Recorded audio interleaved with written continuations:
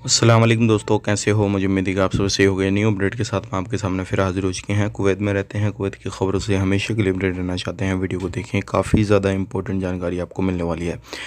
बिना देरी के वीडियो शुरू करते हैं। चैनल को पहली बार देख रहे हैं, सब्सक्राइब ज़रूर कर लें। सबसे पहले हम बात कर लेते हैं ईद के बाद की कुछ बड़ी खबरें आ रही हैं। जैसे कि आपको मालूम है, बहुत सारे लोग ईद के मौके पे इधर उधर घूमने के लिए जाते हैं, लेकिन फिर भी जो लोग घूमने के लिए जाते हैं उनको ध्यान रखना बहुत ही ज़्यादा ज़रूरी है, क्योंकि अभी जो है लोगों की काफ़ी ज़्यादा गिरफ्तारी हो रही है, जो कि इलीगल तरीके से लोग कुवैत के अंदर रहते थे, जिनके पास में सिविल आईडी कार्ड वगैरह नहीं था।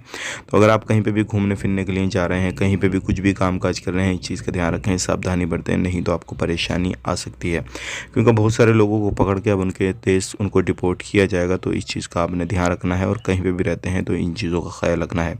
अब बात कर लेते हैं यहाँ पे जो लोग नया वीज़ा लेना चाहते हैं। बहुत सारे लोग बोल रहे हैं कि इस टाइम पे छुट्टी पड़ती है, कि नहीं, बिल्कुल छुट्टी पड़ती हैं। इस टाइम पे आप वीज़ा लेना चाहते हैं ले सकते हैं, लेकिन ऐसे नहीं है ज़्यादा लंबी छुट्टी पड़ेंगी। सिर्फ और सिर्फ 4-5 दिन की छुट्टी रहती है। बाकी जो है सारा नॉर्मली काम जिस तरीके से होता है उसी तरीके से होना शुरू हो जाएगा।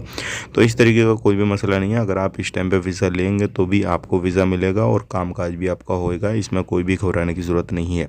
अब बात कर लेते हैं यहाँ पे इस टाइम बहुत ज़्यादा लोग जो है ट्रैवल वगैरह करते हैं, अपने साथ में पैसा वगैरह लेकर आते हैं, तो आपने ज़्यादा साथ में पैसा नहीं लेकर आना है। जो भी ट्रैवल करते हैं पूरी गाइडलाइंस को अच्छे तरीके से पढ़ लेना है, उसके बाद में ही ट्रैवल करना है, ताकि आपको कोई परेशानी नहीं है। वीडियो अच्छा लगा लाइक करें, शेयर करें। इसी तरीके से इन्फॉर्मेशन के लिए हमारे चैनल को सब्सक्राइब कर लें।